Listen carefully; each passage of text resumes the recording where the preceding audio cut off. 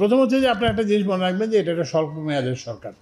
প্রধান উপদেষ্টা বলছেন যে হয় ডিসেম্বরে নির্বাচন হবে, না হলে জুন মাসে নির্বাচন হবে। তো মানে বুঝতে পারবেন। আর কিন্তু সেটাও সমস্যা না, সমস্যা হচ্ছে যে জ্বালানির সব কিছুই কিন্তু অনেক টাইম লাগে। যে কোনো কিছু আপনি যে নেইম ইট, যেমন ধরেন আপনি এক্সপ্লোরেশন করলেন, আজকে যদি গ্যাস পান, আজকেও যদি গ্যাস পান, তাহলে এটা একটা প্রসেসিং প্ল্যান লাগবে, সেটা 2 বছর লাগবে, তারপরে গ্যাস পাইপলাইন লাগবে। মানে আপনি জ্বালানির সংক্রান্ত যে কোনো জিনিস ওদেরকে আমি বলি কি সবই তোমার 2 বছর 3 বছর 5 বছর লাগবে। তারপরে এই যে যেটা বললাম যে এই যে আচ্ছা, তো এখন ওই জন্য আমরা ওই জন্য একটা বলছি যে আমরা এখন কি করতে পারবো এই সময়ের মধ্যে, এইটাই আমরা স্থির করছি। এমন কিছু আমরা হাতে নেই নাই যেটা আমরা করতে পারবো না, এইটা।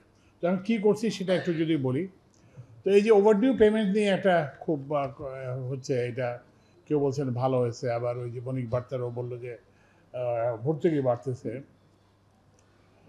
তো এইটা আমার তখন মনে হয় উপদেষ্টা হিসেবে দ্বিতীয় দিবস আমাকে ওই আমাদের এনার্জি সেক্রেটারি তখন অন্য একজন ছিল, তো সে বললো যে স্যার এলএনজি কাতার এনার্জি বলছে যে ওরা এলএনজি সাপ্লাই বন্ধ করে দেবে যদি 3 কার্য দিবসের মধ্যে $165 মিলিয়ন না দেওয়া যায়। ওরা যেমন ওরা ধরে নিয়েছে যে আপনি 3 মাস পরে দেবেন কিংবা 6 মাস পরে দেবেন একটা করে। তো সেটা করে ওরা করতেছে কি, আপনাকে কিছু বলতেছে না, কিন্তু ওই যে সবাই মিলে ওদের মধ্যে একটা আঘাত আছে, তো ওরা সবাই মিলে কিন্তু ওইটা বিল্ট ইন করে। তো ওই জন্যে আমরা প্রথম যেটা নিয়েছি, অগ্রাধিকার যেটা নিয়েছি সেটা হচ্ছে যে এই যে ওভারডিউ। আরেকটা জিনিস আপনারা বলেন যে আমি কাতার ইনভেস্টরকে বলছি যে যারা এটা খুব হয়েছে, সেটা হচ্ছে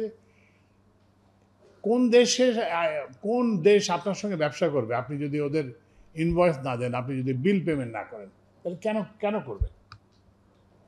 তো ওই জন্যই আমরা এটাকে অগ্রাধিকার হিসেবে নিয়েছি এবং আমরা এটাকে যেটা আমি অনেক জায়গায় বলেছি, আমরা যখন অন্তর্বর্তীকালীন সরকার যখন শুরু করে তখন $3.2 বিলিয়ন ছিল।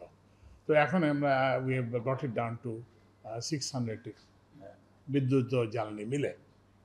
আগে তো নিজের ঘর ঠিক করতে হবে।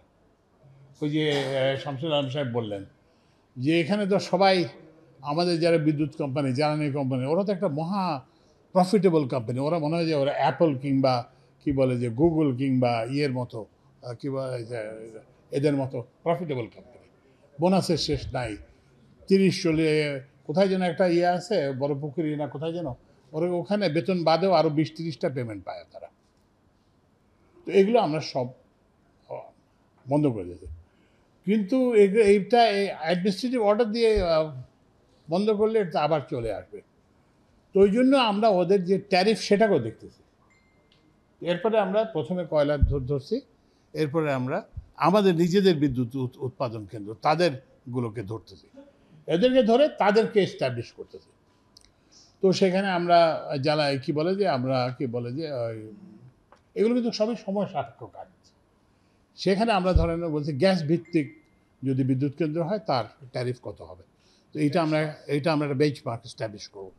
আমরা এই লোডশেডিংটাকে সীমিত রাখতে চেষ্টা করব।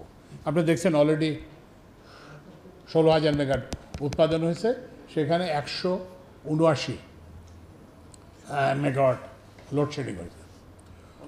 তো ওই জন্য আমরা এটা চেষ্টা করব। এইটা একটা জিনিস। আরেকটা জিনিস আমরা কিন্তু আমাদের যে প্রজেকশনে আছে সেটা 18,000। আরেকটা হচ্ছে গ্রাম ও শহরের মধ্যে পার্থক্য থাকবে না। আপনারা জানেন কি জানি না, আমি গতবার যখন বিদ্যুৎ সচিব ছিলাম তখন আমি থাকতাম, ওই প্রাইভেট অ্যাপার্টমেন্টে থাকতাম। তো আমি বলে দিয়েছিলাম যে প্রথমে আমার এই ফিডারে লোডশেডিং স্টার্ট করে তারপর অন্য জায়গায় লোডশেডিং করে। তো আমরা এই জন্য যে আমরা লোডশেডিংটাকে সামারের ব্যাপারে লোডশেডিংটা সহনীয় মাত্রায় রাখার চেষ্টা করব এবং এটার জন্য যা আয়োজন প্রয়োজন এগুলো করব।